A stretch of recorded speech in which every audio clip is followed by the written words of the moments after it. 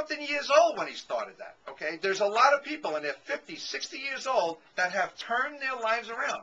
So, you know, gives hope to all those old fogies here. You can still come up with something, okay? And you can be very young and come up even better to it when you're younger, but doesn't matter. You can do it. But you need to stick to it, because what will happen is the storm is going to come in, try to knock you off balance. I don't know where it comes from. You want to call it Satan, the ego, the dark side, yin, yang. It doesn't matter. But it comes, okay? And all of a sudden it tries to knock you down. You're not worthy. You'll never succeed. It's not for you. It's for the other guy. And what will happen is people give up. Oh, this is too hard. Blah, blah, blah. I'm not meant to be. I hear people all the time. I never win anything. I never win anything. You know what I say to them? And you're correct. You don't win anything because that's what you want. That's what you're saying. You know what you hear from me? I win everything. Okay? I always win. I always win. And I do win a lot of things. I believe it or not, I win a lot of raffles. Why? I don't know. But I believe in everything that happens, I'm going to win. That's the way I look at it. They're going to pull my number out. I'm going to win. I'm going to win. I'm still waiting for the lottery. It hasn't happened yet, but I'm going to win it.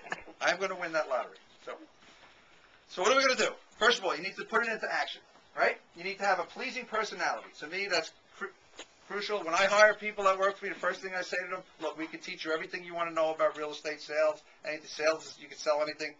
You need to be kind. You need to be nice. If you're not nice, I don't even want to work with you.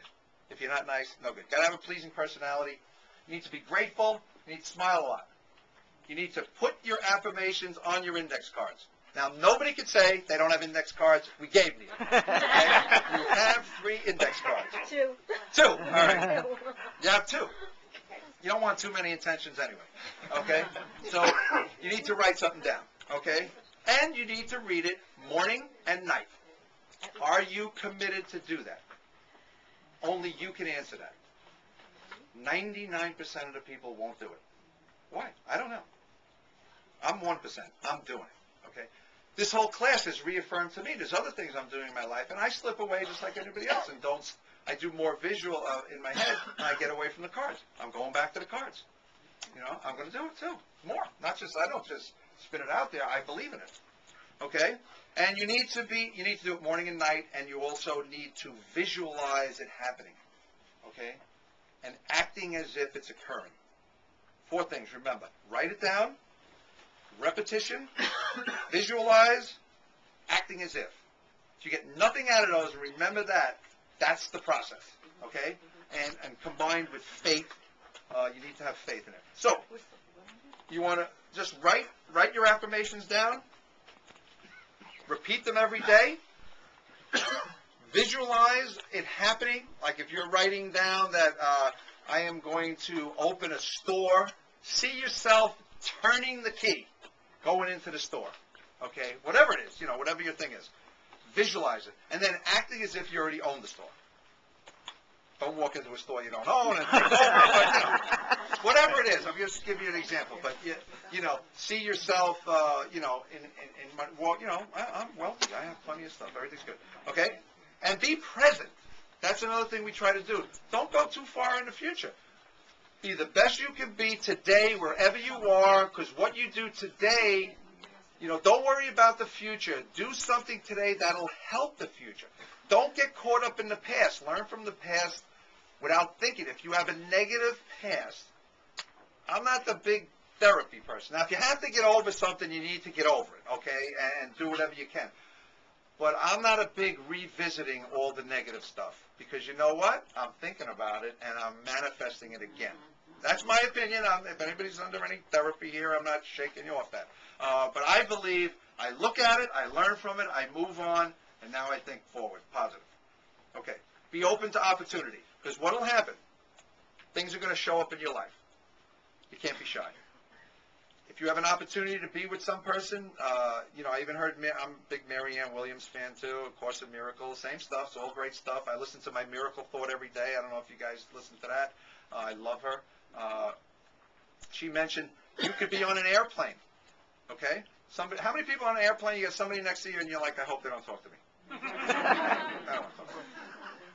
Could be an opportunity, okay? And don't be annoying. So, or the other thing, we sit there and you see somebody coming down, and I hope they don't sit next to me. Okay, so, but there is opportunity all around you, and every person has an amazing story. There is a lot of great things you can learn from people. So be open and talk to people. You need to form what we call a mastermind alliance. Don't try to do things on your own. Share. You know, in most 12-step programs, they call it a sponsor or somebody or a team. Share your thoughts with other people because that's how the Spirit works. You get information. Somebody can help direct you. So you should never be doing anything by yourself.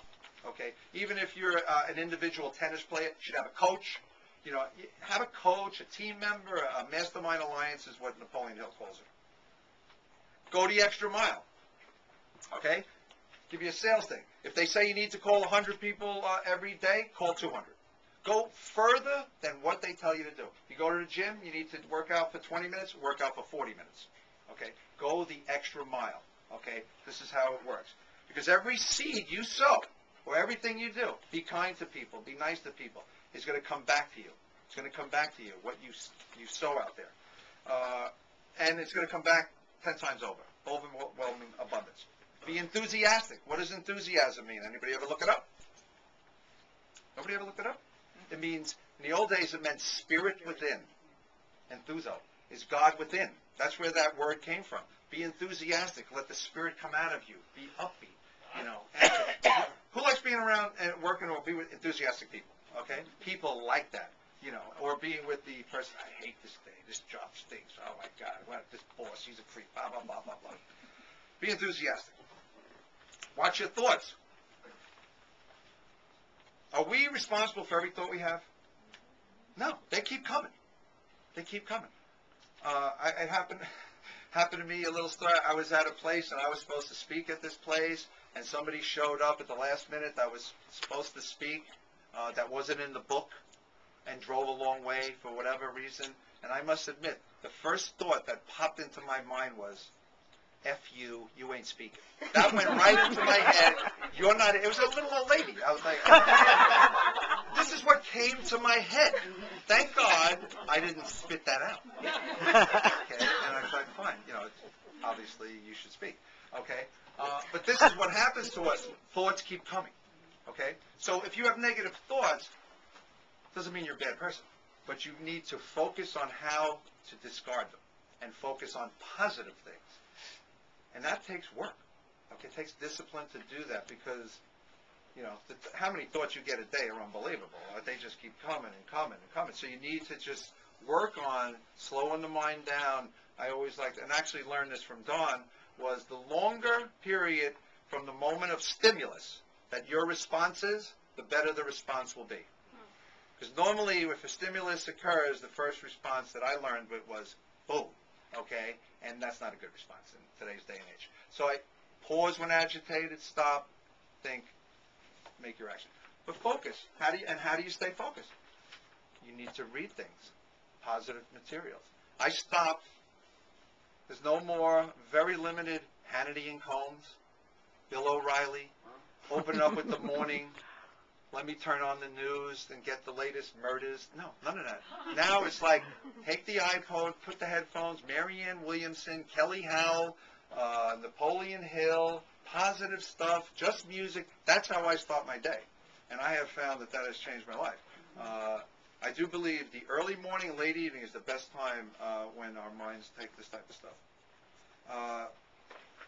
And look for a solution in every adversity that comes along. There is a seed of, as I said before, of an equal or greater opportunity in every adversity.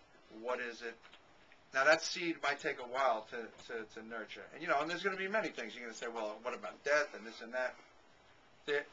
Nothing's going to take the place of the person who died or anything like that. But there is something you can do to yourself to learn from it, help somebody else, do something. Look for the seed of something that will help. And I guarantee you can find it in everything.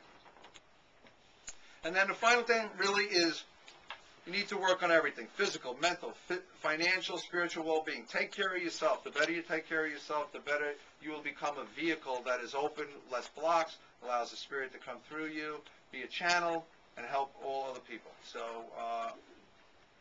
that's my story. Hopefully that was helpful.